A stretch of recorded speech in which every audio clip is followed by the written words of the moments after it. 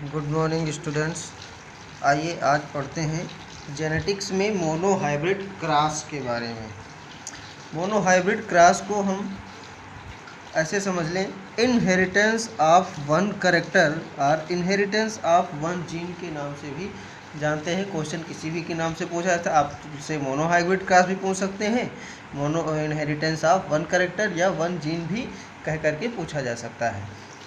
तो देखिए, monohybrid cross में एक्चुअली में जब हम कोई प्लांट का क्रॉस कराते हैं या हाइब्रिडाइजेशन कराते हैं, तो यदि हम केवल और केवल एक कैरेक्टर या एक जीन को फोकस करके स्टडी करें, when we study one character of inheritance, यानी कि हम केवल एक ही कैरेक्टर का इनहेरिटेंस की स्टडी कर रहे हैं, तो इसको कहा जाता है मोनोहाइब्रिड क्रॉस। ऐसा नहीं है कि ऐसे संकरण में या ऐसे क्रॉस में केवल एक ही कैरेक्टर दिखाई देता है। कैरेक्टर सभी होते हैं प्लांट में, लेकिन हम स्टडी कितने को करते हैं? केवल एक स्टडी को, एक कैरेक्टर को हम स्टडी करते हैं, बाकी कैरेक्टर को हम इग्नोर करते हैं, छोड़ देते हैं। तो मोनोहाइब्रिड क्रॉस में मेंडल ने क्या किया था कि दो प्लांट लिए, प्योर टाल और प्योर ड्वार्फ। प्योर का मतलब आप समझ रहे होंगे कि हमने बताया था कि प्योर का मतलब ऐसे होता है कि ये होमोजाइगस कंडीशन में है।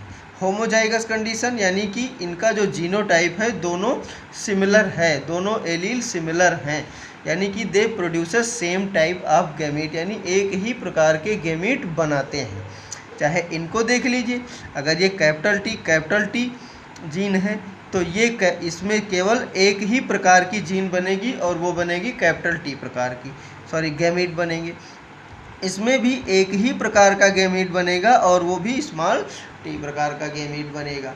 हमको पता है कि गैमीट बनने के दौरान क्या होते हैं कि क्रोमोसोम सेग्रीगेट हो जाते हैं, अलग होते हैं, क्योंकि गैमीट बनने के समय मियोसिस होती है, अर्धसूत्री विभाजन। और अर्धसूत्री विभाजन में समजात गुणसूत्र जितने होते हैं होमोलोगस क्रोमोसोम, वो पेयर उनका अलग हो जाता है।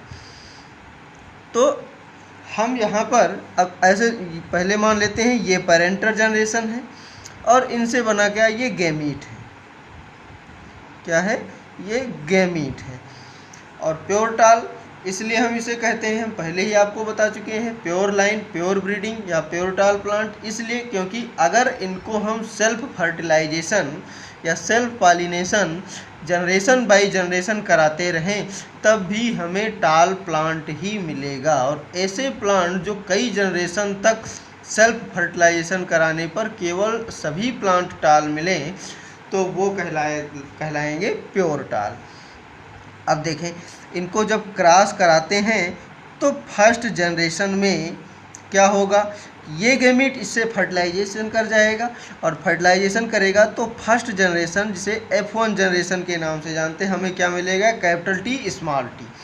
अब ये देखें कि दोनों अलग हैं, इनका जब गैमीट फॉर्मेशन होगा तो दो प्रकार के गैमीट बनाएंगे, तो इस प्रकार से हम इनको कह सकते हैं क्या, हेट्रोजाइगस टाल प्लांट कहेंगे। क्यों? क्योंकि कैपिटल टी स्मॉल टी पर डोमिनेंट हो जाता है और स्मॉल टी अपना कैरेक्टर यानी कि ड्वार्फनेस कैरेक्टर शो नहीं कर पाता, कैपिटल टी यानी कि टालनेस कैरेक्टर अपना शो कर देता है। तो क्या कहेंगे, हेट्रोजाइगस टाल, और इसी को कहेंगे हाइब्रिड टाल कहेंगे। अब इनका सेल्फ फर्टिलाइजेशन कराने पर, F1 जनरेशन है, इनमें गैमीट बनेगा, यानी कि हम क्या कराते हैं, सेल्फ फर्टिलाइजेशन या इसी को आप कह दीजिए पॉलिनेशन, क्योंकि एक ही फ्लावर के पॉलन ग्रेन जब उसी स्टिग्मा पर पहुंच जाए तो उसे सेल्फ पॉलिनेशन कहा जाता है। फ्लावर बाइसेक्सुअल होता है, यानी कि सेल्फ फर्टिलाइजेशन और सेल्फ पॉलिनेशन आसानी से हो जाएगा। तो अब देखें, जब सेल्फ पॉलिनेशन हम कराते हैं तो हमको पता है कि दो प्रकार के गैमीट बनेंगे, यानी कि मेल में भी दो, मेल फ्लावर यानी कि मेल पार्ट में भी दो प्रकार के गैमीट और फीमेल पार्ट में भी दो प्रकार के गैमीट। ये पनेट स्क्वायर को हम बना करके या चेकर बोर्ड बना करके हम फर्टिलाइजेशन को चेक करते हैं, देखते हैं। ऊपर का पोर्शन ये साइन हम लगा देते हैं, ये मेल का साइन, और नीचे ये साइन फीमेल का साइन का प्रतिनिधित्व करता है। एक गैमीट ऐसा होगा जिसमें कैपिटल टी होगा, क्योंकि गैमीट बनते समय ये दोनों सेग्रीगेट हो जाएंगे, अलग हो जाएंगे। एक गैमीट ऐसा होगा मेल में जो स्मॉल टी होगा। उसी प्रकार से फीमेल में भी एक गैमीट ऐसा होगा जिसमें कैपिटल टी होगा, एक गैमीट ऐसा होगा जिसमें स्मॉल टी होगा। अब मिलाते हैं, पॉसिबिलिटीज़ को मिलाते हैं, देखते हैं। Capital T capital T, capital T small T, capital T small T, small T small T. अब देखिए, जो कैपिटल टी है ये बना देगा टाल प्लांट, ये टाल प्लांट बना देगा। अब ये भी देखिए, इस कैपिटल टी स्मॉल टी यानी कि ये हाइब्रिड हैं, लेकिन फिर भी ये बनाएंगे क्या, टाल प्लांट। ये भी हाइब्रिड टाल हो जाता है, और ये होमोजाइगस रिसेसिव यानी कि ये ड्वार्फ हो जाएगा, ड्वार्फ। अब देखें इसका जीनोटाइप रेशियो, जीनोटाइप देखें तो एक संख्या है कैपिटल टी की, इनकी संख्या कितनी, एक। दो संख्या हाइब्रिड टॉल की है यानी कि 1:2, और एक है स्मॉल टी की यानी 1:2:1 का अनुपात आता है क्या, जीनोटाइप रेशियो। अब देखते हैं फिनोटाइप रेशियो। फिनोटाइप रेशियो में देखें 3 प्लांट टाल हैं, यानी कि 3 कैसे हैं, टाल हैं, और एक कैसा है, ड्वार्फ है। तो फिनोटाइप रेशियो कैसा हो गया, 3:1, यानी कि इसे कहेंगे ये टाल और ये क्या हो जाएगा, ड्वार्फ। अब इसमें से यदि आपसे क्वेश्चन पूछा जाए कि मोनोहाइब्रिड क्रॉस के F2 जनरेशन में ये कौन सा हो जाएगा, सेकेंड जनरेशन या F2 जनरेशन।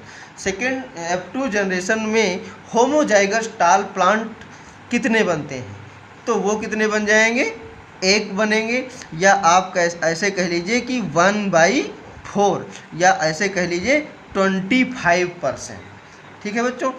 और उसी प्रकार से अगर होमोजाइगस ड्वार्फ प्लांट की बात की जाए तो ये भी हो जाएगा 1/4 या 25%। और यदि पूछा जाए कि हाइब्रिड टाल प्लांट कितने बनेंगे, हाइब्रिड टाल कितने बनेंगे, या हेट्रोजाइगस टाल प्लांट कितने बनेंगे, तो कितने बनते हैं, 2 बनते हैं। 2 का मतलब 2/4, इसका मतलब 1/2 इज इक्वल टू कितना हो जाएगा, 50%, यानी कि आधे बनेंगे। इस प्रकार से ये मोनोहाइब्रिड क्रॉस रहा। मोनोहाइब्रिड क्रॉस के आधार पर मेंडल ने 2 लॉ दिया, कितने, 2 लॉ दिए। पहला इनका कहलाता है लॉ ऑफ डोमिनेंस, और दूसरा है लॉ ऑफ सेग्रीगेशन। ध्यान से समझना बच्चों, बहुत पूछा जाता है। लॉ ऑफ डोमिनेंस को ऐसे समझ लें कि इन्होंने बताया कि जब हम प्योर टाल और प्योर ड्वार्फ प्लांट को क्रॉस कराते हैं तो F1 जनरेशन में केवल और केवल एक कैरेक्टर शो करता है, और वो कैरेक्टर डोमिनेंट कैरेक्टर कहलाता है। कहने का मतलब जब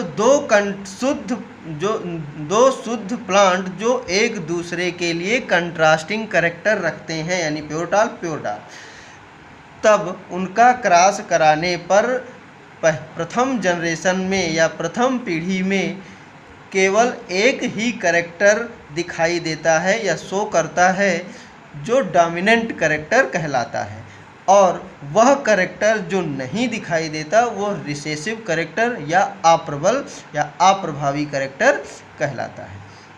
ये रहा लॉ ऑफ डोमिनेंस। दूसरा है लॉ ऑफ सेग्रीगेशन। ये लॉ ऑफ डोमिनेंस यानी कि प्रभाविता का नियम, लॉ ऑफ सेग्रीगेशन इसे पृथक्करण का नियम भी कहा जाता है। अब लॉ ऑफ सेग्रीगेशन में मेंडल ने बताया कि दोनों, एक बात और ध्यान में रखें बच्चों कि ये कैपिटल टी और इस कैपिटल टी स्मॉल टी, इसको मेंडल ने कहा था फैक्टर। क्या कहा था, फैक्टर।